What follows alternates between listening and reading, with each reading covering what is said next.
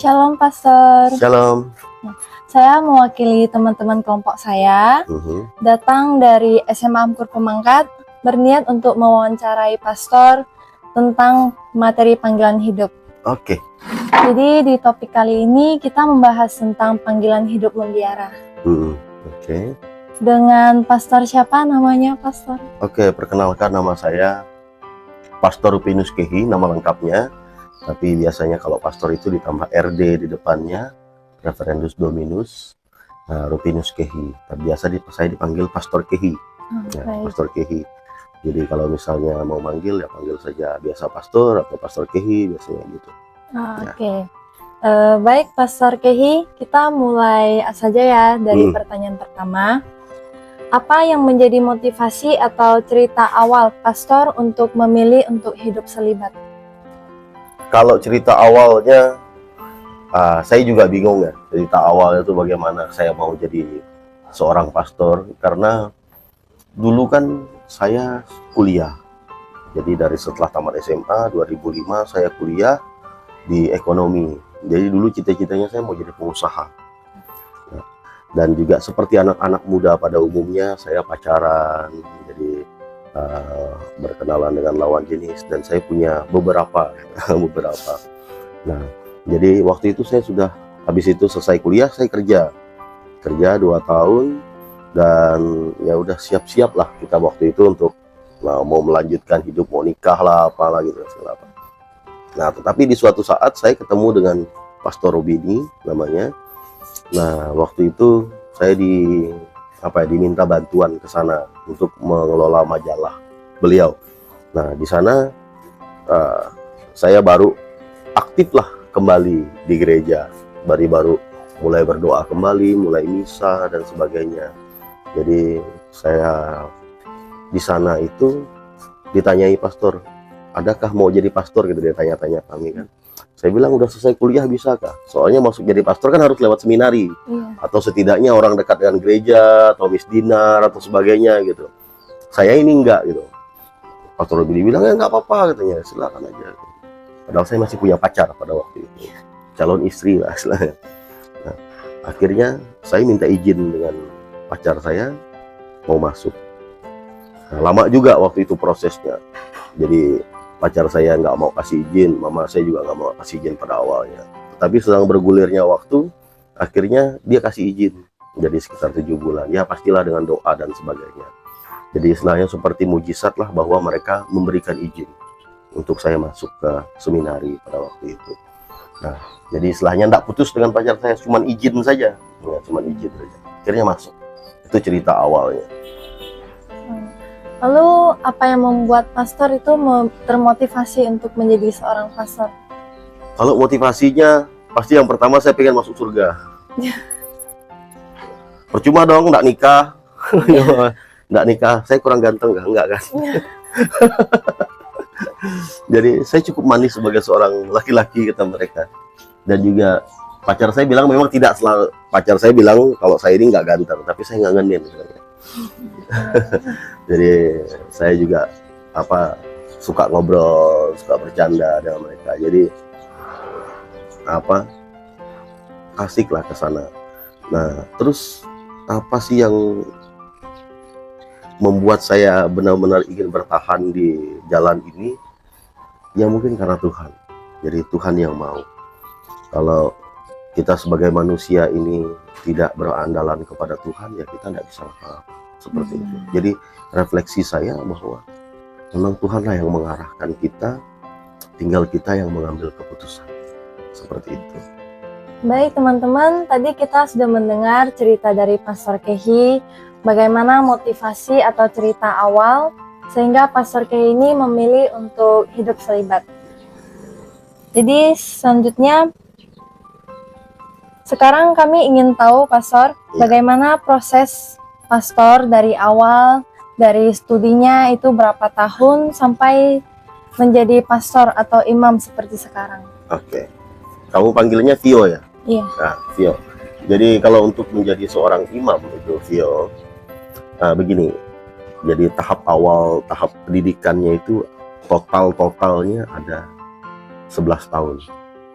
Jadi 10 sampai 11 tahun. Jadi pendidikan itu totalnya 10 tahun, terus masa pastoralnya ada 1,5 tahun.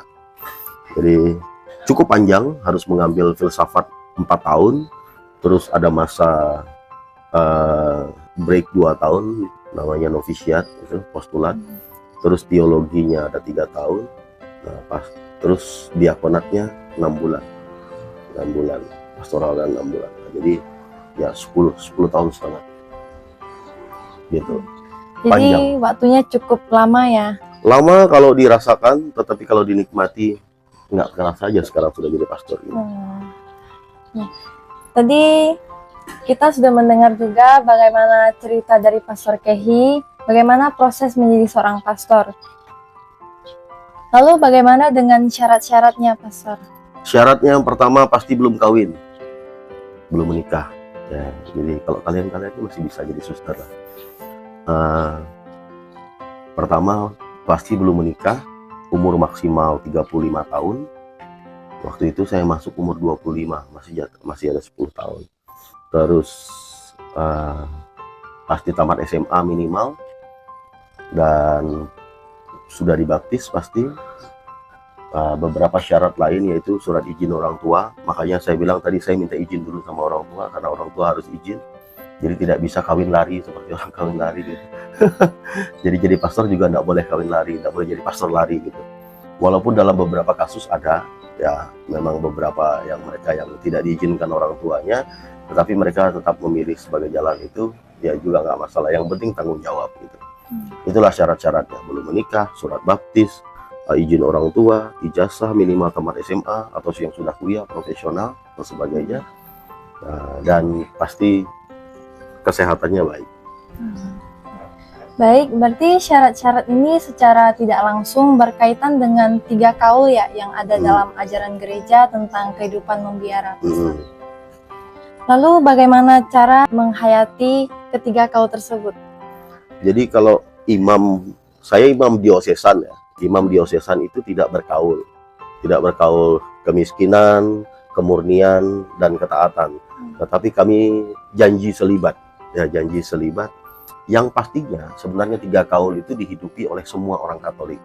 Jadi karena kemiskinan, kemurnian, dan ketaatan itu semua harus dihidupi bagi kita orang Katolik. Nah, bagi kami, kalau kemiskinan itu tidak ada yang namanya milik pribadi. Jadi kalau boleh cek motor pastor atau mobil itu semuanya bukan nama pastor, semuanya nama keuskupan. Properti semua milik keuskupan. Jadi kemiskinan itu adalah kami tidak memiliki secara pribadi. Walaupun sepertinya dalam tanda kutip kami punya semuanya, punya motor, punya mobil, punya rumah, dan punya uang dan sebagainya. Tapi itu semua adalah uang gereja, uang keuskupan, begitu.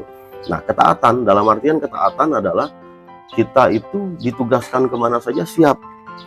Saya bilang, saya nggak mau di Pemangkat, saya mau di Pontianak aja, nggak mau di mana. Itu nggak boleh, nggak bisa. Jadi ketaatan dalam artian adalah kita siap ditugaskan dimanapun. Sama juga orang menikah juga harus taat. Kalau kamu nggak taat sama pacarmu, ya juga susah. Pulang misalnya kan, ada suami atau istri bilang pulang. Bukan dia takut sebenarnya, tapi cinta itu yang membawa kepada ketaatan. Jadi karena kamu sayang sama pacarmu atau sayang sama suamimu, ya kamu kalau disuruh pulang ya pulang, begitu.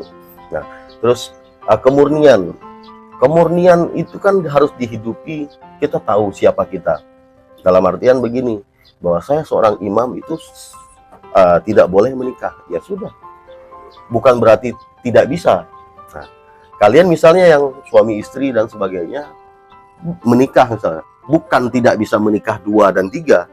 Kan bisa, gitu kan? Tapi kan hidupnya sudah memilih satu, ya satu. Nah, begitu. Bukan tidak bisa 2, tidak bisa 3. Pacaran juga begitu. Apakah bisa pacaran 2 dan 3?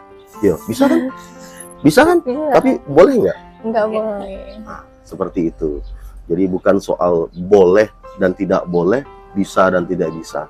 Tetapi kita sudah menghidupi hidup kita, itu harus dihayat. Seperti itu, ya, 3 kaul itu. Baik, Pastor. Pertanyaan selanjutnya untuk Pastor, ada tidak tantangan saat pastor menjalani kehidupan membiara ini? Ya, tantangannya Yang pasti sebagai anak muda, sebagai laki-laki normal, tantangan untuk kepengen membina hidup keluarga pasti ada ya, kepengen dan sebagainya. Tetapi tantangan yang lebih berat adalah bagaimana membina umat. Membina umat. Nanti kalau kita dekat dengan anak-anak muda, oh pastor ini muda terus, yang tua tidak diperhatikan. Dekat dengan yang tua, terus kami yang muda bagaimana?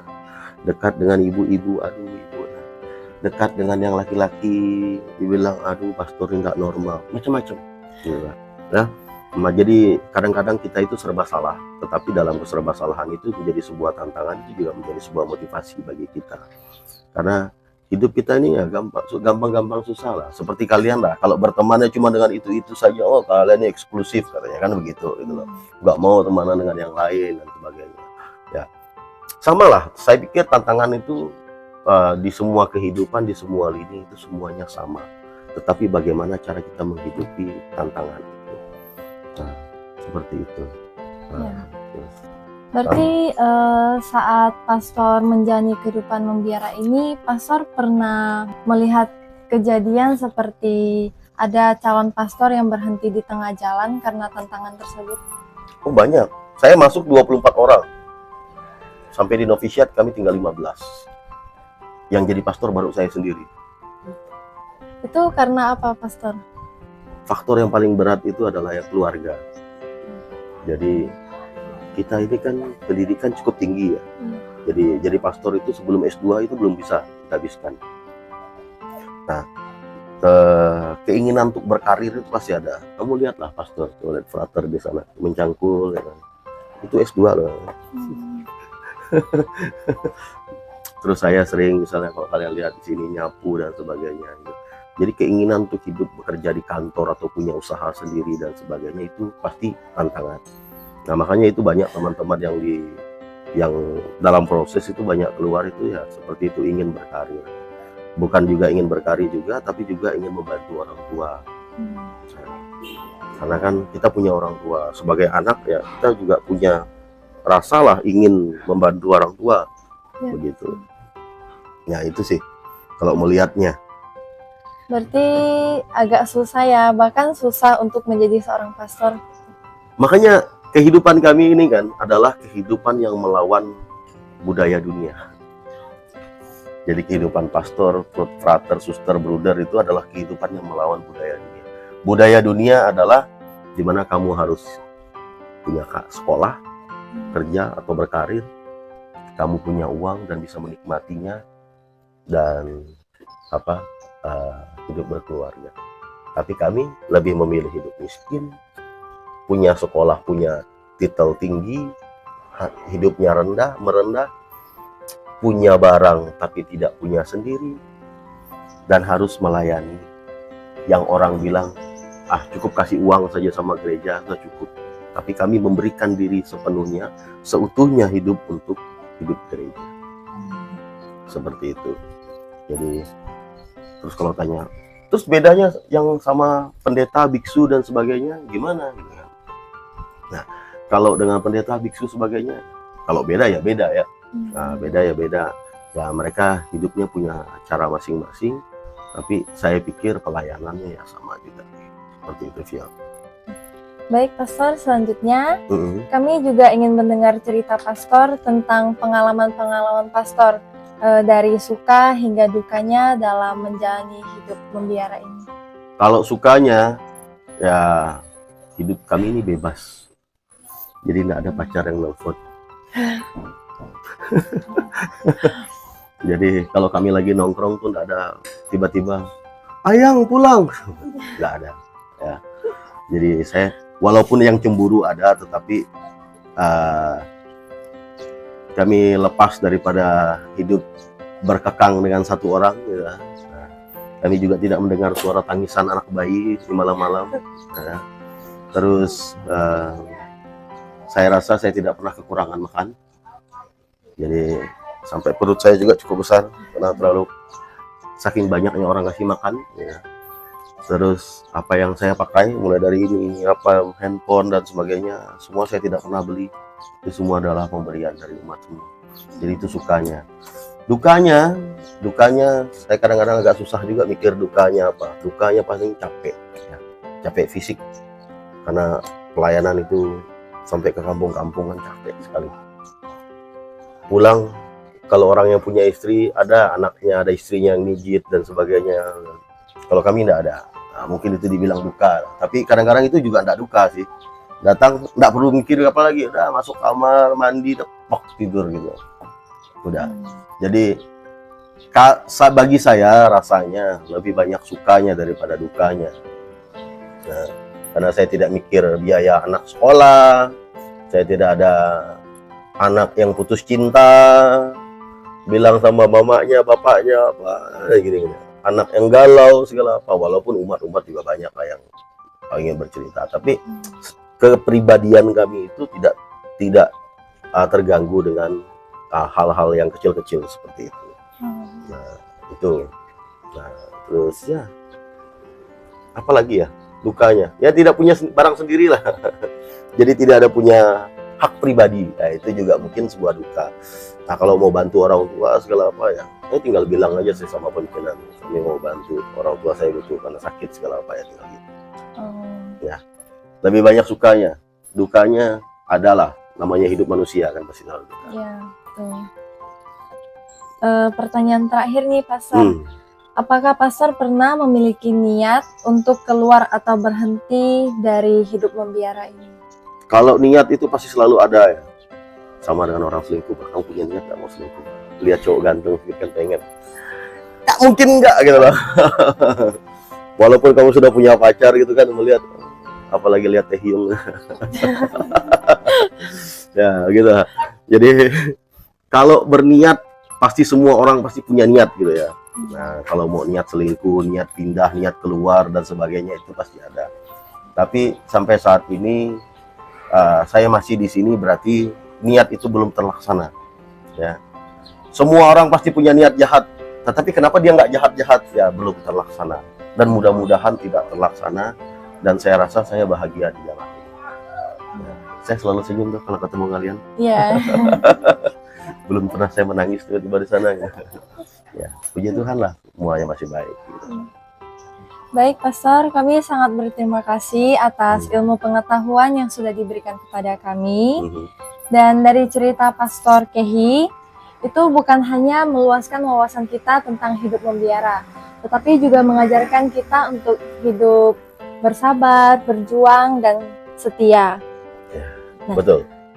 Terima kasih juga kepada Pastor untuk waktu yang sudah diluangkan kepada kami, meskipun tadi Pastor agak sibuk ya. Ya, agak sedikit ya sih, tapi saya berusaha supaya pengalaman itu bisa dibagi kepada kalian.